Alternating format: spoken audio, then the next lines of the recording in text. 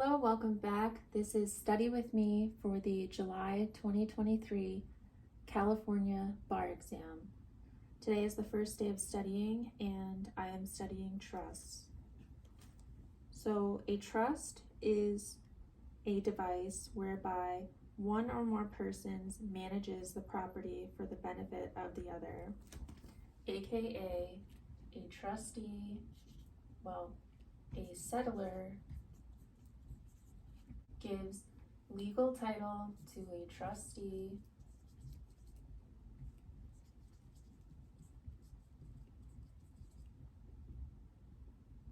of res for a beneficiary. So the first thing you want to do when you get a trust question on your essay is determine if there is a valid trust. In order for a valid trust to exist, you need one, a settlor. I'll just put it over here. We'll do S settlor, intent, res, and ascertainable beneficiaries. Hopefully you can see all this. There's a bit of a glare. So valid trust requires, and there's also a fifth if it's a charitable, which is purpose. So I guess I should go back and explain that there's two types of trusts that can be created. Either a private trust, that's private, I'm giving the money for my children to use. And then there's what's called a charitable trust. A charitable trust is when you're giving money to a nonprofit charity as defined by tax law, or if you're giving it to benefit the public. So for a private trust, you need a settlor. And don't freak out if you don't know what settlor means. It's just a grantor. And you won't lose points if you use them either word interchangeably, because in property we use the term grantor. Well, in trust they use the term settlor, but if you use grantor instead, they won't take any points off for it. Okay, and then you need intent. And what that means is that the grantor has to intend to create the trust. And they can intend either by writing a trust, they can orally create the trust. Hey nephew, hold on to this $100 for your daughter when she turns 2. Doesn't have to be in writing. Or it can be by conduct. The settlor's conduct. Maybe they deliver a deed. Maybe they create another bank account and title it Kids Trust, right? And it does need to satisfy the statute of frauds. So it can be oral and it can be conduct, but so anything over $500 would have to be in writing and signed by the parties. And then our res is property. Res is just the term that they use in trust for property. And it can be tangible property, real property, intangible property. It can be a contractual benefit. It can also be future interest. But the important thing to note about this property is that the settlor must be in possession of the property at the time of creating the trust. So if they want to give a car to their children, they have to be in possession of that car when they create the trust. Otherwise, it's invalid. and then ascertainable beneficiaries.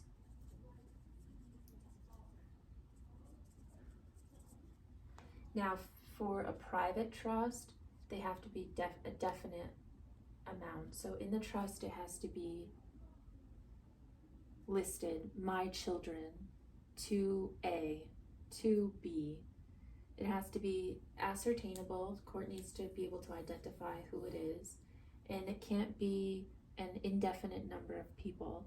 So you couldn't say my children's children's children's children, all heirs, and people with the name whatever. In that case, it has to satisfy the rule against perpetuities, which is that it must vest within 21 days of a life in being. And purpose. Purpose only applies to charitable. So the purpose of the trust, if you want it to be a charitable trust, has to be to benefit the public or to benefit a nonprofit charity. Okay.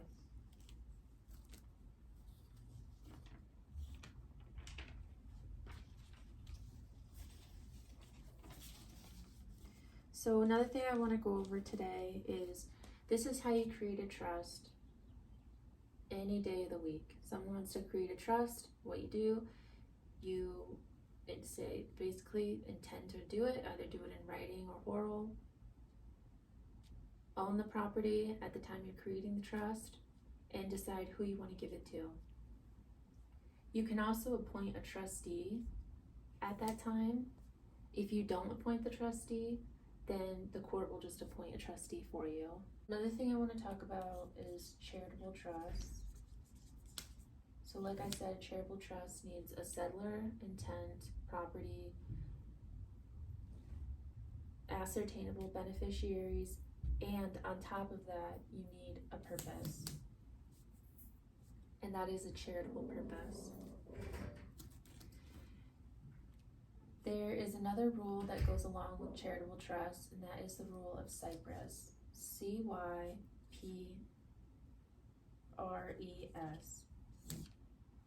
And what that is let's say you want to leave $1 million to the Red Cross, and the Red Cross dismembers. There's no more Red Cross. The court can use the rule of Cypress to give to a charity with a similar purpose. Well, we'll just say a similar charity. And that's what the rule of Cypress is.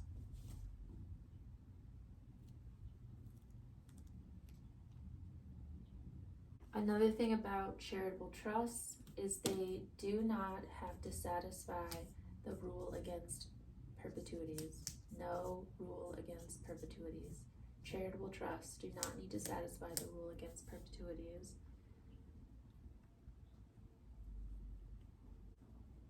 Because the idea is that your charitable trust is going to benefit the public at large. And you don't know who the public is. You don't know we can't necessarily identify those people. So if you're giving $100 million, we can't apply this rule against perpetuities because then it would vest too soon. All of the people who needed it wouldn't be able to get it. There is another way that you can create a valid trust, and that's within a will. And how you do that is you either have the trust before you create the will, in which case you could say in your will, you could say all of my real property to the trust.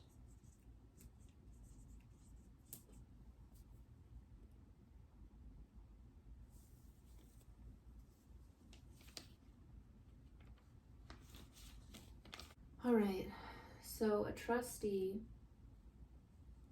has certain duties to the trust. They have the power to, first of all, they have the duty of loyalty,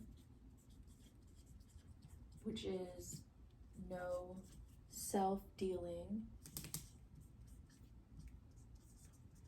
They can't buy or sell or invest in their own company. They can't personally buy or sell the property or invest the trust into any of their corporations. They have a duty of care, and the duty of care that they have is to act as a reasonably prudent person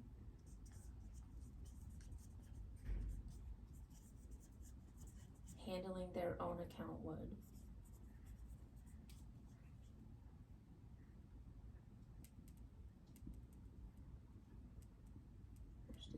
Handling their own money would.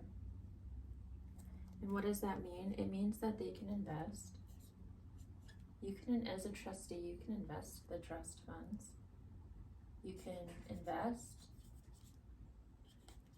You can lease. You can, basically you can, so long as prudently, right? Because that's the standard, is a reasonably prudent person handling their own money would. So another duty is to not commingle the funds.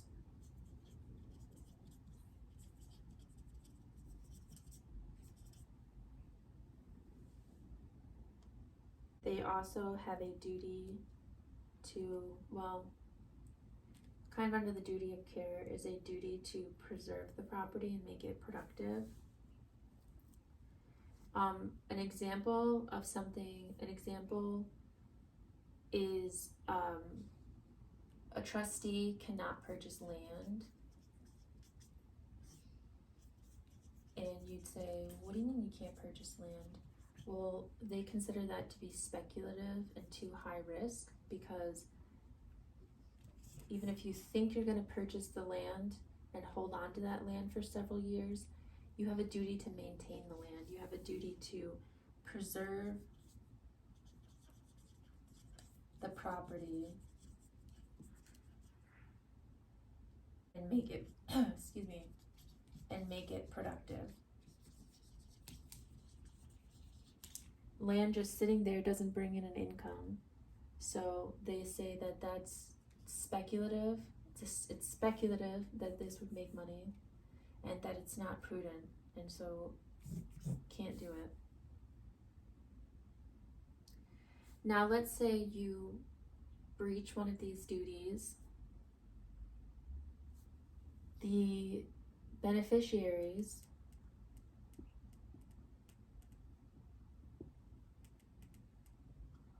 can remove you. They can, one, remove you, remove the trustee, remove them for breaching any of these duties, for breaching a duty, if there's a conflict of interest,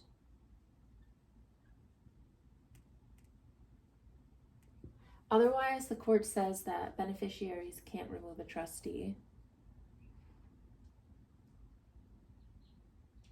And there are a few other reasons besides conflict of interest. If they're failing to take account of keep accounts, if they're failing to manage it properly. You can look at your outlines for a complete list of that. Okay, moving on.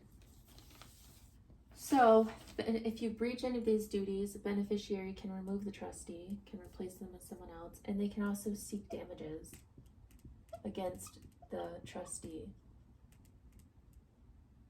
Let's do V. We'll do V, trustee. They can seek damages against the trustee. Another thing they could do is they can ratify whatever the trustee did. What does that mean? Well, they sign off on it. They say, oh, you breached this duty, you sold it to yourself, but hey, you got a good profit off of it. It's okay with us. We're okay with that. And so a beneficiary can also ratify and say, you breached the duty, but we're okay with it. Obviously, you wouldn't seek to remove them at that point. You just approve it and ratify it. But these are the things that these are the powers that a beneficiary has. Is they can remove the trustee, place them with someone else. They can seek damages against the trustee, like loss of profits, or they can ratify whatever the trustee did. Say, oh no, it's okay with us.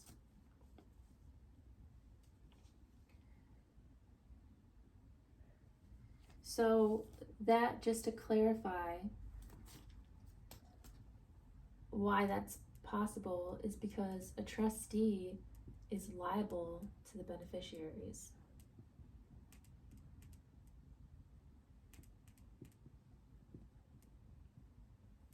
The beneficiaries is who this is all for.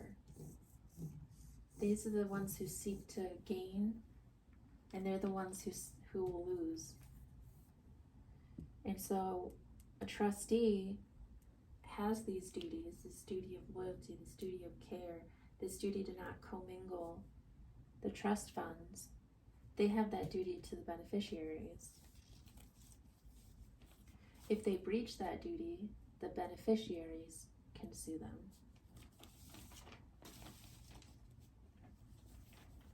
Okay, we're getting towards the end of this outline. I know there's a few more things I want to cover. There's another thing called, this is in this realm of trusts, called spendthrift trust. And spendthrift provides that a beneficiary, I'll just write right here. Can you see it? Yeah. Maybe I should use a different marker. This marker's just getting a little dull. Okay. And this is a term, spendthrift. And it's a type of trust that a person can create. And what it provides is that the beneficiary may not voluntarily or involuntarily transfer his interests. That means they cannot sell or give away the interest. And the benefit of that is that the creditors cannot reach it.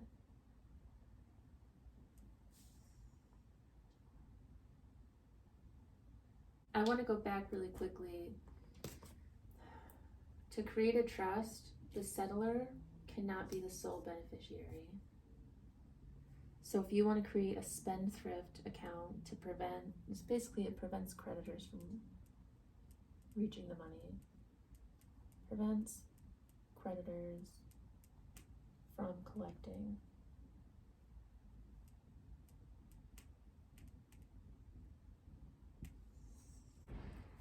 You can't have a spend account if the settlor is one. Okay, so you can't have a trust if the settlor is the sole beneficiary. If the settlor is one of the beneficiaries, you can't have a spendthrift, okay? Why? Well, just common sense, because everyone would use the spendthrift to hide money from creditors. Okay, so another thing we'll go over really quickly is how to terminate a trust, because it's real fast, and that is, a trust can be revoked by the settlor only if it's a clause in the instrument in the trust. Otherwise, a trust can only be terminated if there's no clause giving the settlor permission to revoke it. Then the only way you can terminate a trust is the beneficiaries can vote to close it. Vote unanimously. So you give your kids $1 million and each of your kids unanimously agrees, and the trust want the money. So another thing, I think we talked about valid trust, what makes a valid trust. I just want to bring up really quickly what is an invalid trust, and immediately anything that's illegal is invalid. Any trust that promotes or induces someone to commit an illegal act is invalid. That trust is going to be invalid. Also, a trust that promotes someone getting a divorce or neglecting their children is against public policy, illegal, and against public policy is also invalid. So against public policy is 2A if they divorce C, or 2A if they disown all their children would be against public policy. This is the gist of today's lesson. Let me just go over the outline again and see if there's anything that we missed. Okay, I'm gonna go back, and this, when I was talking about a will, the term for this is a pour over will. So the term I was saying where in your will you add additional funds to a trust that's already existing, or if in the will you can also create the trust, so long as you have it in writing and it's clear in your will and they're both created concurrently at the same time, the trust and the will created at the same time, then you can, in your will, say, I would like to set aside $100,000 to the Red Cross, and or you can say, I'd like to put $1 million in a trust for my children. You see that? No, you can't see that. What did we create? We created a charitable trust, and we created a private trust. That is it for today. I'm going to be posting another video going over the February 2016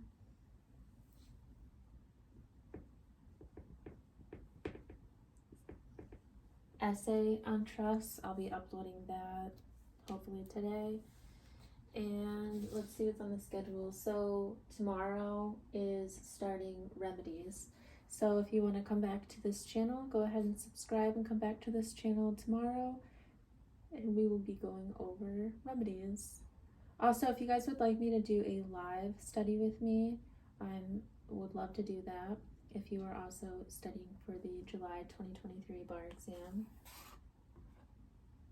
just let me know in the comments down below. Alright, thanks guys. Bye-bye.